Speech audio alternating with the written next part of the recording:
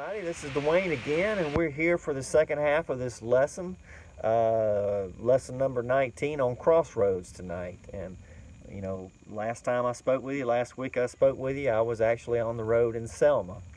And we talked about, basically here we are getting in the third quarter of the year. We're in fall. Yesterday was the beginning of fall, and the end of the course is going to end in December.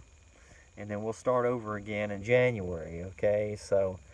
But the name of the lesson again was Crossroads, and it's basically, we're getting to that point where you understand what denial is. You've already been through all that. Everybody's already got mad at me because I probably said some things that forced them to try to look away from, or, face their denial head on, which is it's a challenging thing, facing denial. And when someone calls you out on something, it hurts, because you're trying to completely absolve yourself out of any responsibility whatsoever as far as denial and why you did this or why you did that, and trying to justify bad behavior because somebody else did something or something else is going on in your life. And so coming to the responsibility of owning your actions and owning your compulsive behaviors, and owning up to your impulsive behaviors, and owning up to so many of the things that we've all done in our life. It's a hard thing. We're on principle 7 tonight, and we're on step 10, and I'm gonna read principle 7 now real quick, okay, because we're starting into a new chapter, a new principle, moving up from principle 6 to 7.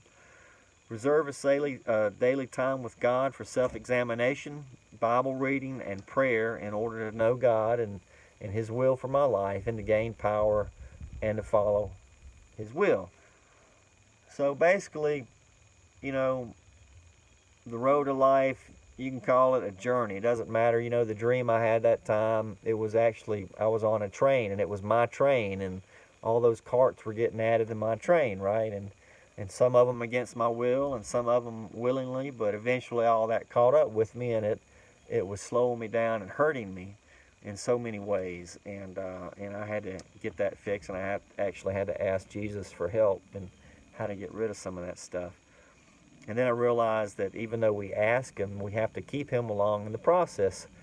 So it's kind of like you ask Jesus into your car, and you ask Him, what to do, and He tells you what to do, and then you try to do it without Him, but you can't do it without Him. I found that out in the dream. He tells you what to do, and you go try to do it by yourself without Him, and it's not going to work. It's a team effort. It's a partnership, with Jesus. And you keep Jesus as your partner the whole time, and you talk to Him on a regular basis. And so self-examination, that goes back to the inventory, because you're growing in the process, and you become an adult, so to speak, and you're taking ownership for a lot of things. And so you basically continue the self-examination process, because it's kind of like exercise. They say practice makes perfect, and so when you first start doing this, you're not going to be very good at it. So you keep practicing it, and sooner or later, you're going to keep improving, and you're going to see little things in your life that you can tweak, and little things that you can do better and bring more joy to yourself and the people around you without doing these things that are bad for you, so to speak, okay? So the Bible reading and the prayer time and all of that is going to be, instrumental in the process as well. We're on step 10, which says we continue to take that personal inventory, and when we were wrong, we promptly admitted it. Okay, so you never stop the inventory, but it's like writing a book. They say, anybody can write, but the mastery of it comes in the rewriting of it. So your first draft is going to be a little rough, and honestly, we're all first drafts and second drafts and third drafts, and we just keep trying to improve, keep trying to do our best, so to speak, okay? So we're all work in progress, and the key is to keep working, to keep working, and it'll keep improve things will keep improving for you, but it takes effort, it takes sacrifice, so to speak. Okay, it's, nothing in life comes for free, and it's a false logic. It's a fallacy. It's a lie. Any ideology that purports that. Okay, is, if you want improvements, you work towards improvements, and you ask, and you read, you ask, and you pray, and you go to sleep on it, 10,000 times, but you just keep the process going, okay? So you never stop. We're on this road for the rest of our lives. And the rest of our lives might be the end of this week, or it might be 40 years from now, or it might be 50 years from now, or it might be 60 years from now. But the key is the crossroads is there's always going to be crossroads, and to respect those crossroads, recognize it as a crossroad, as a turning point, and some turning points take you, are not either good or bad. They're kind of neutral, but there's certainly some crossroads that if you take the wrong turn, it's going to take you to a swamp, a smelly, gross swamp with alligators, and there's other crossroads or other turns that's going to take you to the high ground where you have great, tremendous, beautiful views and wonderful, wonderful things there. Okay, so the verse that goes with this is 1 Corinthians 10:12. It says, "So if you think you're standing firm, be careful that you don't fall." And all that's trying to say is, it's not trying to mock you or anything whatsoever. It's trying to say, you've made great progress, but you're one crossroad away from screwing up, okay? You're one crossroad away from screwing up, and you got to recognize that, because you don't want to be blind to that. You don't want to be all arrogant and say, "Hey man, I've arrived, I've crossed the finish line." No, you haven't crossed the finish line until your last breath, okay? That's when you cross the finish line, but you're going until that point, you're going to come across a lot of crossroads, and some of them are going to take you to a swampy place with alligators, and others are going to take you, keep you on a good road. And you want to stay on a good road, okay? You want to stay on a good road. It's not that, you don't learn things when you make bad turns, but the point is that you learn things, I mean, it's like, you're not doing very good if you keep repeating the same mistakes over and over, especially once you become aware that it's not so John Doe's fault or Jane Doe's fault that you got there, okay? And so, because that's the step, that's how you improve, is you take responsibility. And it's true, people will influence you. People, sometimes things happen to you that are definitely not your fault, and some of it you can just chalk off to you being young and stupid and inexperienced, and they wouldn't have got you if you'd have been older and wiser and more mature, and so, but you can only, you got to chalk that off as an education. Sure, it might be the school of hard knocks, so to speak, and you may have got your PhD in the school of hard knocks, but you're going to be a better, more seasoned person because of some of the things you go through. You walk through the fire, so you do that enough and you survive and it doesn't kill you, then you pretty well, you're going to be in a good place. And when you get to one of those crossroads and you recognize it for what it is, and you say, well, I'm not going back there, I'm not going back to that place, because I've already been there 10,000 times and I'm tired of it. I'm gonna go to a better place. Anyway, as the saying is, if the scenery isn't beneficial to you, change the scenery. But John 8:32 says, "You will know the truth, and the truth will set you free." And in John 14:6, Jesus defines the truth as, "I'm the way, and I'm the truth, and I'm the light." So, and he's mentioned several times, compared himself to the living water, where you'll never be thirsty. It's eternal. So, we're never getting off the road. Remember that. We're never getting off the road. And there's always going to be crossroads. And, we make decisions. People don't say, once we become adults, people don't make decisions for us. And, if we're going to be on our own path, okay, if we're going to be on our own journey. You know, we make our own decisions, so to speak. And some of them are life-changing decisions. 1 Corinthians 10:12 says this: so if you think you're standing firm, be careful you don't fall. And again, I'm going to say this again. I've repeated that verse twice. This is the second time for a reason. And how fitting, because yesterday was the first day of fall. Never get so arrogant, you know, that you think you can't go back, and that, but you need to get in your head that you don't want to go back. And so you need to, you know, if you got a certain weakness in certain areas, you need to mitigate your weaknesses, someone once told me, and kind of set up roadblocks, so to speak, in your life for that weakness. You know, there's 10,000 different kinds of things that take people down, okay? And for everybody it's something, or some people, they share the same weakness. You know, for one it's alcohol, one it might be crack, one it might be drugs, one it just might be materialism, which can cost you more than crack, you know. And you know, one it can be depression, and you know, one it can be, you know, chasing women, or vice versa if you're a woman, or whatever.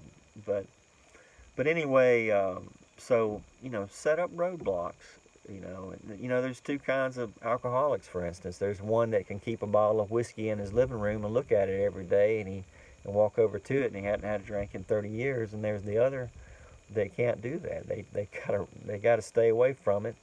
You know, they may have been not drinking for 30 years either, but that doesn't mean that they are okay with having a bottle in their house, okay? Because they might have a weak moment, and if something is close by, if they're too impulsive, you know, they might get it. And other people just aren't impulsive. So, you know, it's probably easier for those who are not impulsive to keep a bottle of whiskey in their house and be able to kind of brag to themselves and look at it than someone who is impulsive and might go through a moment of weakness, and it's right there 3 seconds away. And so, you know, you got to think about your personality, and sometimes you have to learn the hard way about that. So, you know, set up roadblocks in your life. That's part of the maintenance of the process, okay? And, you know, if it's spending money, if your problem is spending money, you know, block off your accounts to yourself somehow, where, you know, you only put the money in a different city, or whatever, you know, direct deposit, and then only allow yourself to get so much out a month, or whatever it is. Okay, so anyway, what we got here is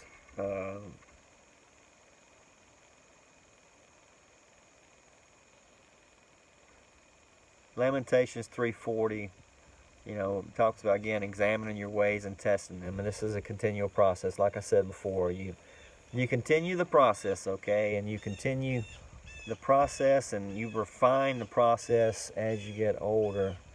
And it's a lot more crude and primitive when you first start doing it. But as you get older and you do it longer, like I said, practice makes perfect. So you're never going to stop that inventory process. It's just going to get better and better and better. 1 John 1:8-10 says, if we say we have no sin, we're only fooling ourselves and refusing to accept the truth. But if we confess our sins to him, he can be depended on to forgive us and cleanse us from every wrong. And listen to this, if we claim we have not sinned, we are lying and calling God a liar, for he says that we are sin. And that just goes back to that whole hypocrisy, you know, argument. So many people don't go to church because they say, well, I saw so-and-so doing this, and I saw so-and-so doing that, and they're hypocrites. And are they talking about somebody, or they're judging somebody? Well, guess what? You're judging them. You're doing the same thing, so you're a hypocrite as well. And, you know, we don't want to hear things like that, but what this says is everybody sins. And that basically goes back to what I said a month ago. Everybody's a hypocrite, and if you look at the view of what a hypocrisy is, because the Bible clearly says everybody is a sinner, and that means everybody is a hypocrite. And it also says here that if you don't believe you're a hypocrite, if you go around portraying yourself as not being a hypocrite, or not being a sinner, then you're lying. You know, as a matter of fact, not only are you lying, but worse, you're calling God a liar. And you know, that's 10 times worse, right? You know, calling God a liar. So it's one thing calling, you know, it's one thing being a liar, but another thing calling God a liar, because the Bible clearly says everybody is a hypocrite. Everybody lies. Jesus said no one is good, not even one. You know, and there's a difference between being good and being righteous, obviously, because you know some people are a little bit closer to righteous than some others. You know, like me, for instance. You know, I'm not righteous. I would love to be, but I'm not there. You know, maybe I will be in my last breath. I don't know. We'll see. Time will tell. John 3:21 says, "Whoever lives by the truth comes into the light." Whoever lives by the truth comes into the light, you know, steps out of the darkness. And let me tell you, you know, there's forces out there that want to keep you in the darkness. And anytime someone tries to drag you out of the light, or God tries to drag you out of the darkness, those forces try to drag you back in. And you talk about, they'll create a whole mess and a whole lot of drama too. You know, they'll create a whole lot of mess and a whole lot of drama to keep you from getting into the light. And that's one reason, that's one way you know that you're heading in the right direction, is because those forces will try to keep you in the darkness, and they will, you know, put all kinds of ugly thoughts in your head about, you know, saying that's not good. It's kind of like depression. You know, depression causes people to do the things that just brings on more depression, you know, so to speak. In other words, the thing that'll bring those people out of depression, going out and getting in the light, you know, going out, maybe being around people, you know, just getting out of the bed, you know, so to speak, for one. You know, so many other things, depression tries to hold them back. You know, you pretty much do the opposite of what the depression is telling you to do, and things will get better. And it's kind of like that with, you know, with improving, you know, getting out of the darkness in general, you know, and seeing the light, living in the light. You know, there's going to be forces that try to hold you back and get you away from that. Matthew 5:23 through 24 says, "This is how I want you to conduct yourself in these matters. If you enter your place of worship and about to make an offering, and you suddenly remember a grudge that a friend has against you, abandon your offering and leave immediately, and go to this friend and make things right. Then and only then can come back and work things out with God." You know, and there's situations where you can't do that, obviously. I mean, because there's people that might have a grudge against you. There's people that might even hate you because, you know, they might be jealous of you, or you know, they just don't like people in general. You know, so I think that's probably talking about, you know, if there's something that you've done, they're holding a grudge against you because of something you've done, or whatever, and you know, you can go try and make it right with them. But obviously, if that person is mad at you because, you know, you're doing some kind of service and they want you to do, you know, $30,000 worth of free work for them, and you know, and you can't do that because you don't even have $30,000, or it's going to put you where you have to go get a loan to do it. I mean, that's not what he's talking about, because there are people. If there are people that'll rob you in the night, there's also people that'll rob you in the day, you know, and so that's not what he's talking about. He's talking about if friends or family or somebody that, you know, y'all have had a little tiff or a little argument about usually some useless stuff that doesn't make any difference whatsoever, and y'all are kind of, you know, hypersensitive to each other. You know, go make amends. And here's the thing, you know, and this goes back to step 10, you know, about making a personal inventory. But the second part, when we were wrong, we promptly admitted it, okay? So as you grow, and as you continue to grow, and you continue to prosper as far as spiritually and with your relationships with others, so to speak, you know, where you started from may have been a place where it may have took you 10 years to admit that you were wrong about something and go make amends with somebody, 10 years later, 15 years later, 20 years later. So what this is saying, as you fine-tune things and as you continue to improve and as you continue to grow as a Christian, what it's saying is when you make a mistake, don't wait 20 years to admit it and make up to somebody. It says when we were wrong, we promptly admitted it. And so it's not like the person that we were 10 years ago or 15 years ago where it took us 5 or 10 years to admit it. Or maybe we still haven't admitted it. Instead, we admitted it promptly. And that means we can fix it promptly.